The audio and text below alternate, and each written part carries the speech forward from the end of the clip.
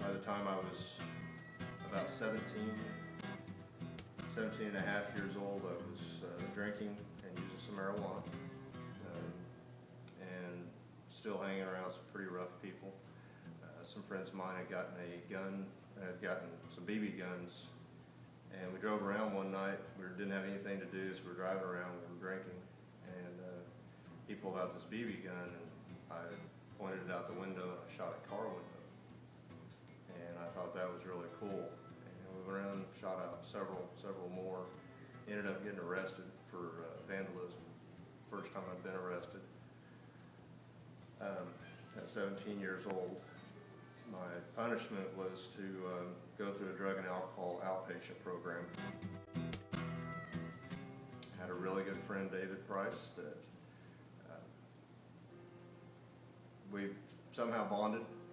He's kind of from a different class than I was, but through church and work and things like that, we bonded. Probably one of the only people that I could, at that time, that I could really call my best friend. Me and him started drinking more and really advanced to drinking at least every weekend. And then drinking during the week. He got his own apartment, and I would go over there after school. Met a young lady, started dating, went out for a drive one night, and we was going to another town. It was about 30 miles away, and I'd been drinking pretty heavily.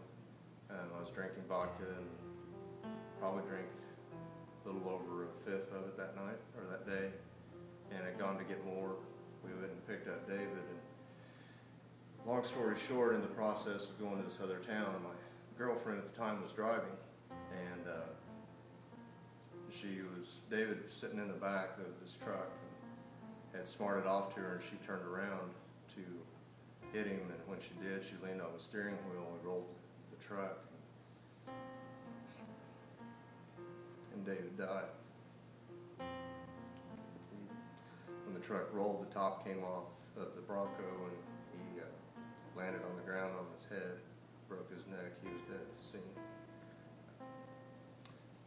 That was kind of a hard time for me. I didn't stop drinking. If anything, I progressed.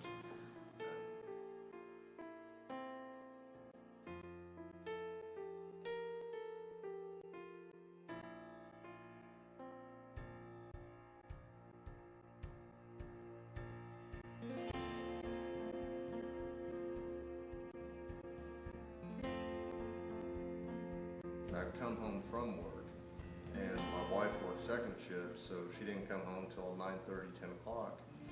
And by 9:30, 10 o'clock, I was drunk. I was usually either, if I wasn't passed out, I was pretty close to it. So the only time she ever really saw me was when I was drunk. She'd still be asleep when I left for work.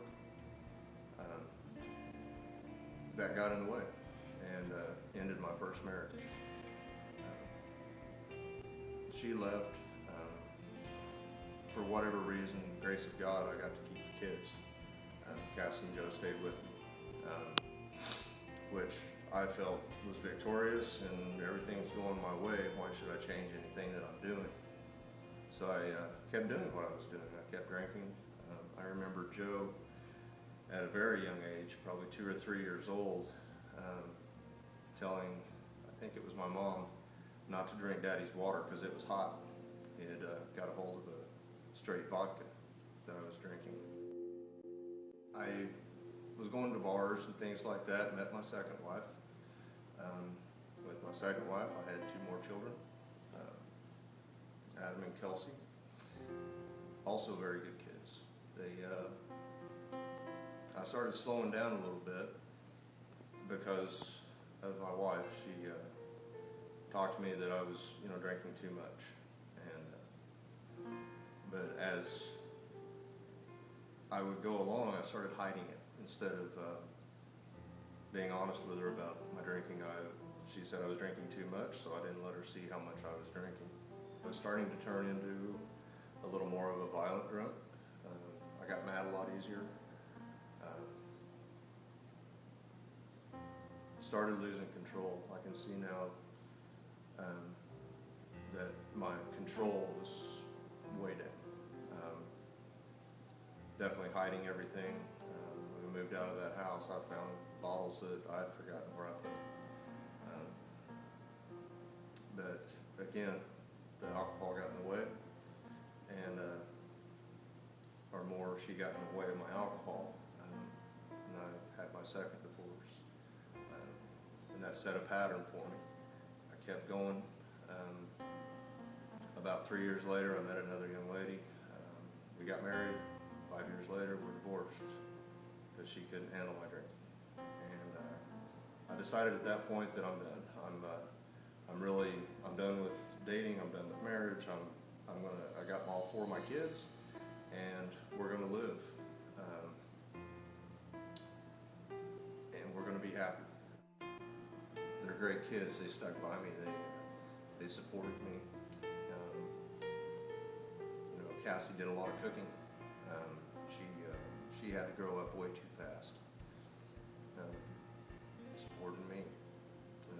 Not really supporting as far as money, but always making sure that the kids were taken care of.